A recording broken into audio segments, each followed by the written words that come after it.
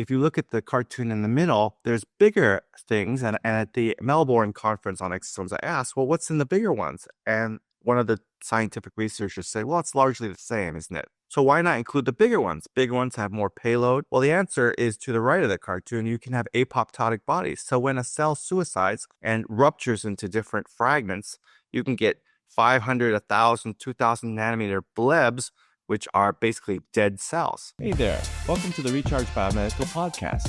I'm Dr. Edward Park, and if you're curious about regenerative medicine, you've come to the right place.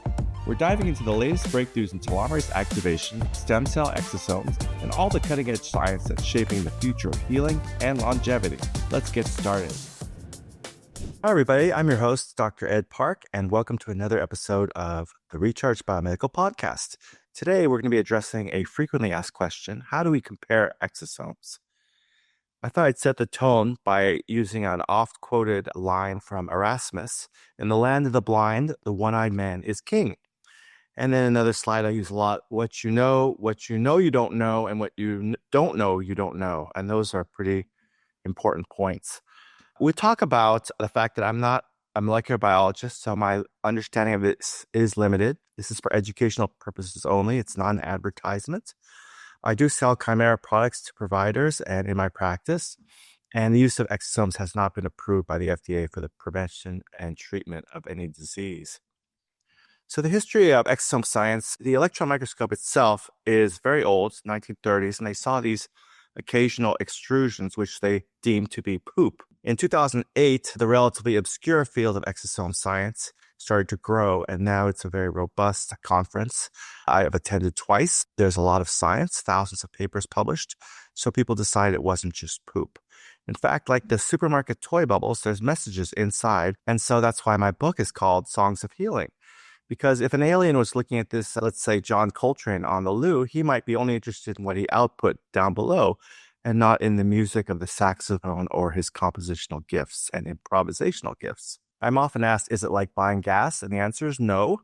And how many exosomes am I getting? And the answer to that would be, I don't know. But then again, neither does the manufacturer. And so if that's all you want to know, then you can tune out, because that's really, the rest of this lecture will just be explaining why that could possibly be the case. Remember back in the 70s, we had gas, and you assume that all the gas are the same. Pretty safe assumption. Above us, we see what constitutes different kinds of refining of petroleum products. So why would they lie? Well, the answer, of course, is for money. People make money on these things. And so if we look at the recent last year study they did by Chimera Labs, they analyzed the mRNA, which is really stuff that you're interested in reprogramming. And it was up to 400 times their competitor's concentration, if you believe their studies. So what is a mesenchymal stem cell? The video above me is not playing, but it should show an amoeboid-like movement. So all of life is going from 1 to 0. And what I mean by that is you're one stem cell when you're a fertilized egg, and then when you die, all the stem cells die and you have 0 viable stem cells. Stemness is defined generally by 2 characteristics. That is asymmetric division, shown in the middle. That means the progenitor or mom becomes a differentiated daughter and a same mother. And then telomerase activation, which I've spent many years studying and describing. They can immortalize themselves to a point by transiently turning on the relengthening of their chromosomes. So let's talk about size. Sequoia is big, 100 meters, and atom is small, 0.1 nanometers or 1 angstrom. And we're right there in the large virus section, coronavirus, exosomes, all about 100 nanometers.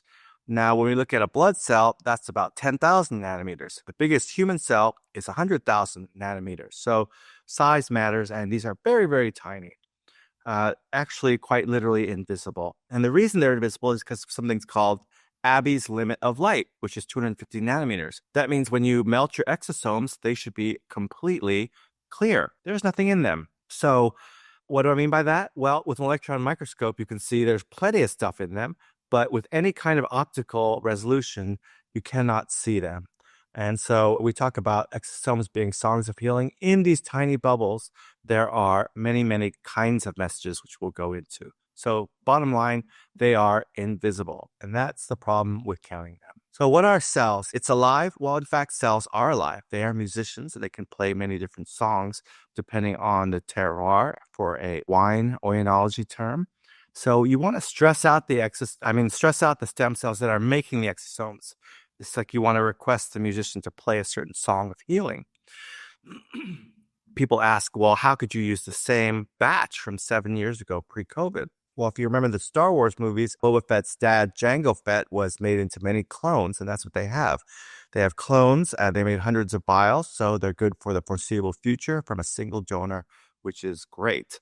There are some very legitimate concerns about quality control in an older population, but effectively, as long as you're maintaining the quality control in your existing frozen banks, every time Jango Fett comes out of the freezer, he's good to go and a young, strong signal maker.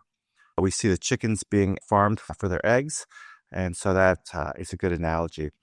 Watch my podcast with Darcy Tafiti. She's built many stem cell labs. Is an expert in how to grow and maintain stem cells at a high quality, and that'll address some of your issues.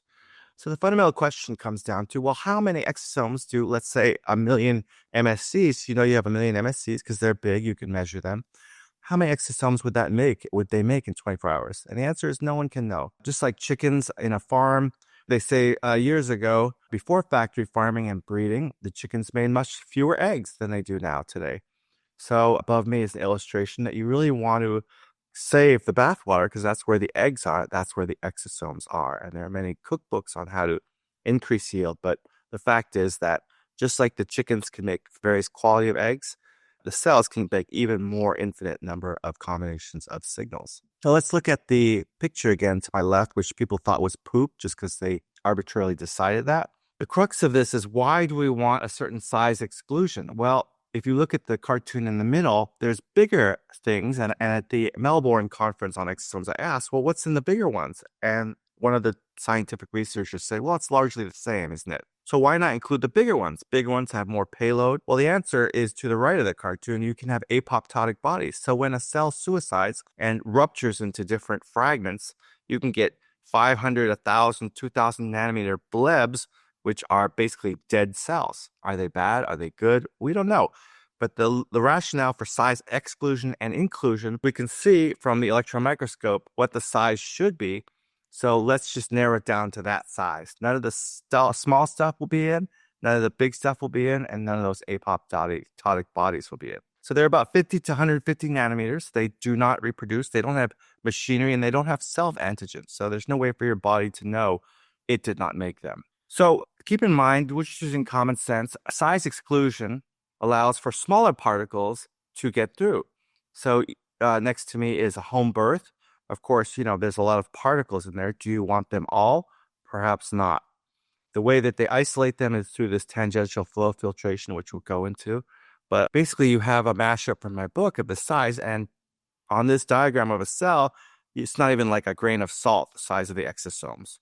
So for your sushi lovers, the exosomes would be like these flying fish eggs above me. The salmon is like laying the cells are huge, and the microvesicles are big, and we don't want those because there's certain uncertainty.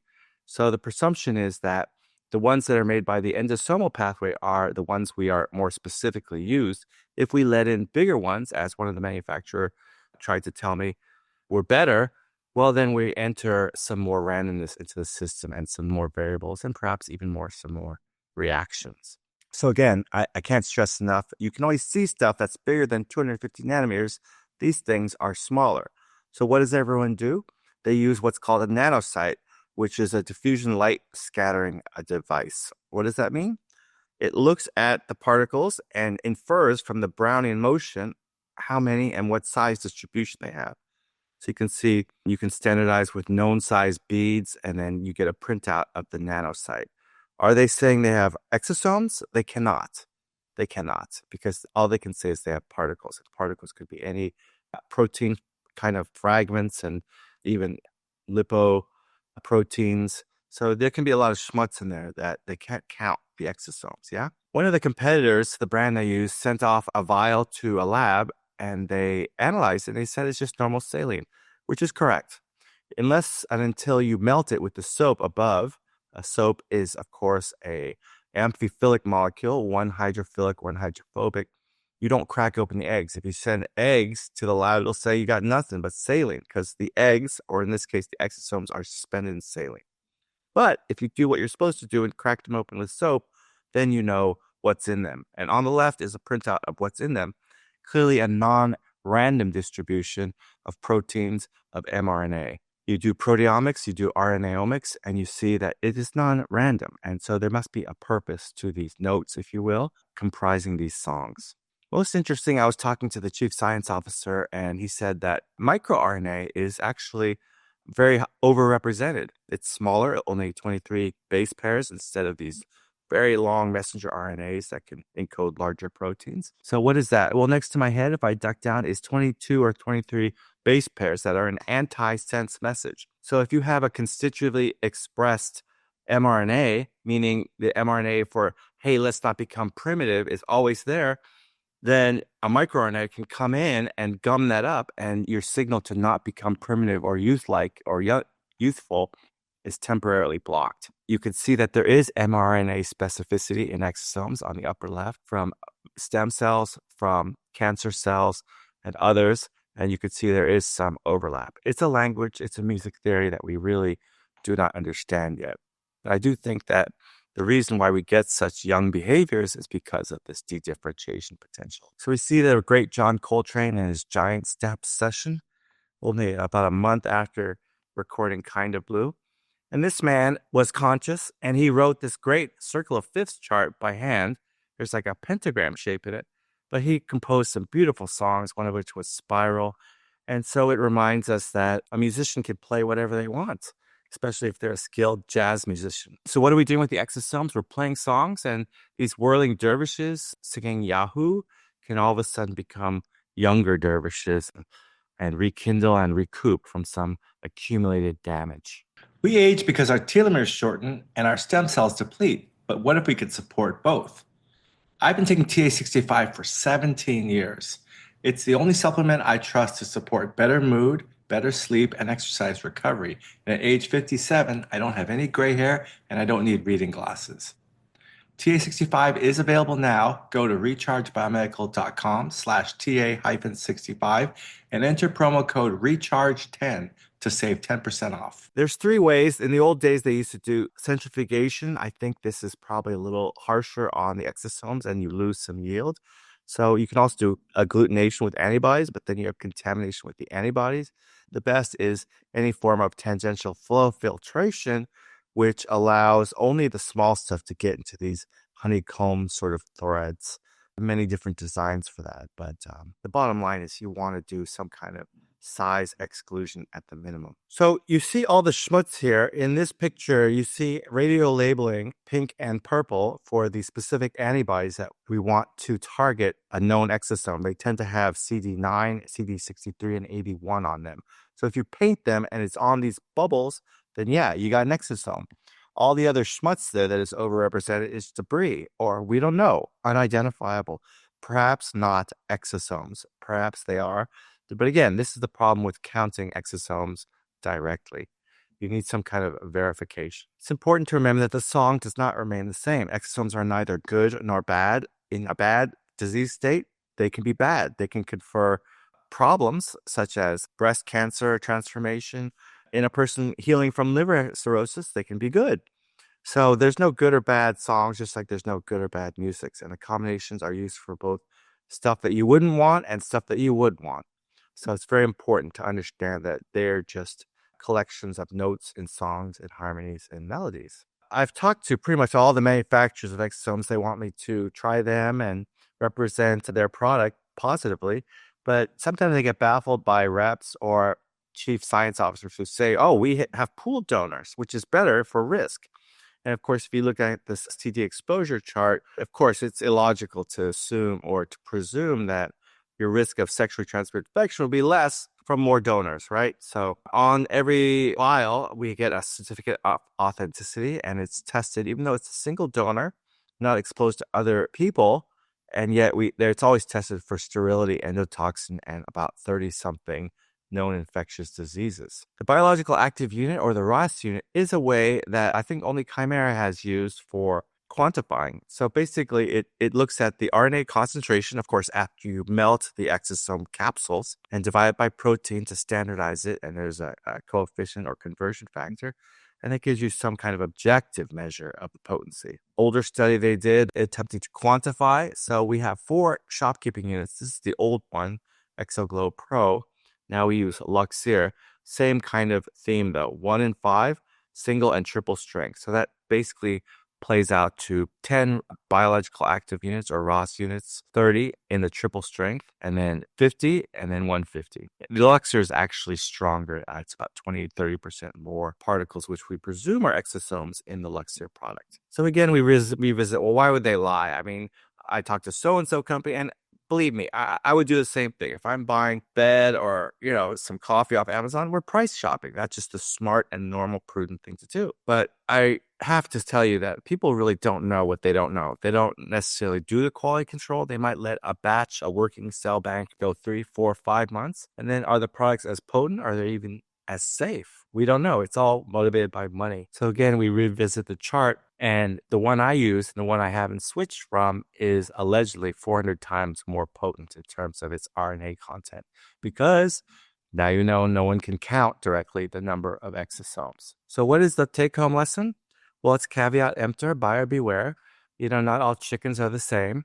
Assuming the math and the methodology is correct, then it kind of denigrates the quality of the other products that they compared. Cells in culture, yes, they are immortal, but they do acquire epigenetic gene silencing. They become kind of zombies, and their products could be bad and even senescent. Last week, we talked about the senescence phenotype with therapeutic plasma exchange pioneer Dobry Kiprov, and that's one you want to check out if you're interested in changing the exosomes transiently and the bad antibodies and complexes. So there's a lot of companies without a lot of expertise. Kymera has 10 years plus of doing this, 6 PhDs, 30,000 square feet, 40 employees.